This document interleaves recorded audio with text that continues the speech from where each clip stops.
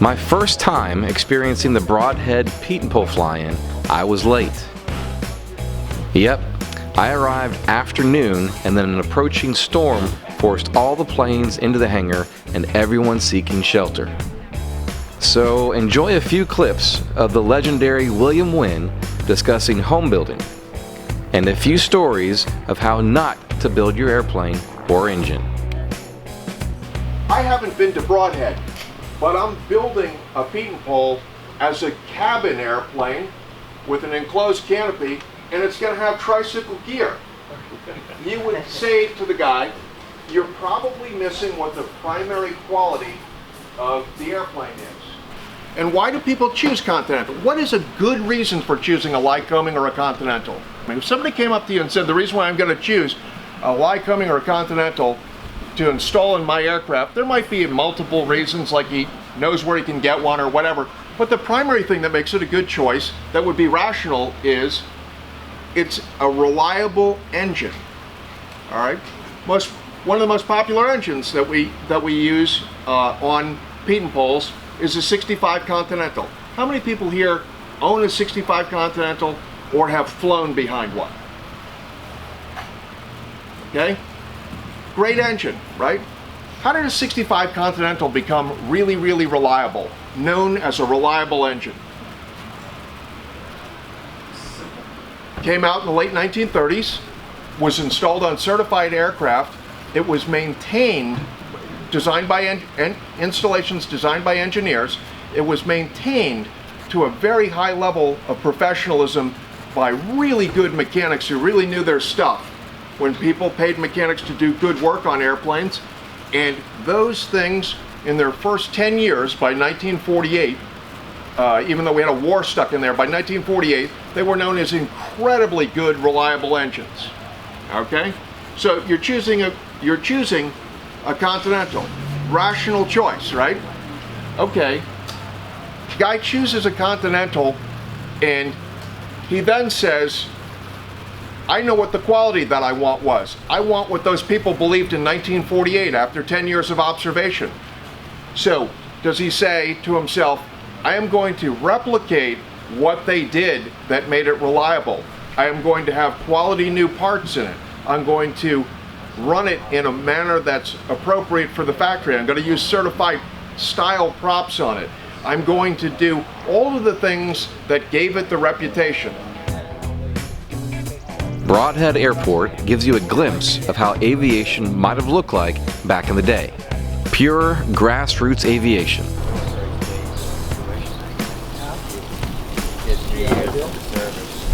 I'll definitely be visiting next year and arriving a little earlier. How many people, when you read the stuff on the internet about how to build any part, watch the discussions for stuff like tail wheels, and that you can bring up the concept of, I'm going to put a tail wheel on my Pietenpol, and here starts the contest of who can make the cheapest tail wheel, right? Have we seen this before? How many people go on there and say, I'm going to put a Matco, a Scott, or some other tail wheel on my airplane, ACS tail wheel, or any of these other tail wheels that are going on other home builds all the time. You know, there's some reinforcements you want to do in the back of a wood fuselage for that. That's understood and everything. But a lot of people choose regular tail wheels like Scott's or ACS tail wheels, and you know, they're money. They're $200 or so, and people put them on airplanes, and that's great. But in the land of Pietenpols, there's a certain subgroup of people, right, who start off, and some of these guys are very clever. Now, I'm not knocking who these guys are. You got to listen to the full story, right? There'll be some guy who says, I thought about it, and I went on Amazon and I bought a shopping cart wheel, and I'm going to build a tail wheel out of a shopping cart wheel, right? Have we not seen something like this? What happens in 10 minutes?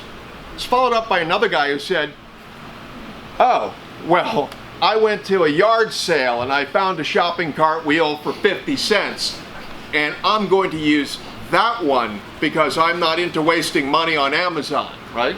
have we not seen this, right? And then within a day comes the guy who says, I got a shopping cart wheel and I stole it from a homeless guy in my town by hacksawing it off his shopping cart, you know, and I stole his aluminum can collection and recycled it, so I'm ahead of you guys, right?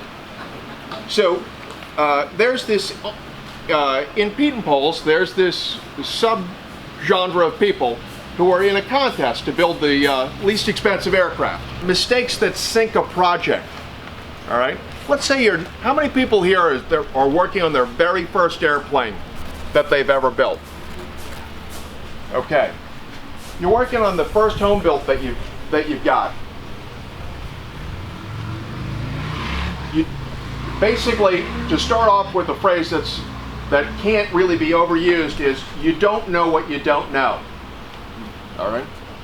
And you arrive, and one of the things that you don't want to have to learn is that something you chose to do, right, 5 years from today makes your project worthless.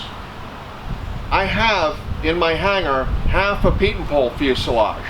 A guy built it in the 1970s. Fantastic woodwork, fantastic welding, looks great in every way, shape, and form. I inherited this. It's sitting there, and I had Earl Brown and Kevin Porti at my place, and they looked at it, and you could take a plastic scraper, you know, that looks like a regular metal scraper, but just a plastic one, and you could go around and you could pop gussets off the airplane. The glue in this, I believe, was aerolite, and I don't know that it was mixed correctly. It's kind of a finicky glue, and there are even people who suggest that that it's an outdated concept. Now, if I said that online, you're going to have a zillion guys defend aerolite to the death, and they're not going to listen to the point, right? They say, I built 25 home builds and I've used aerolite on all of them. That's great. You're the 25 home built guy. What we're talking about is the first time builder who just got the airplane and he's getting it together. He shouldn't be using stuff that only works for some of the people sometimes. Where you really don't want to make a decision like that is with the glue that you use on it. Because you can't go back and fix that. Truthfully, the problem will be that if you make a mistake like this, let's forget the glue. What about if you chose the wrong wood? What do I mean by build their own airplane?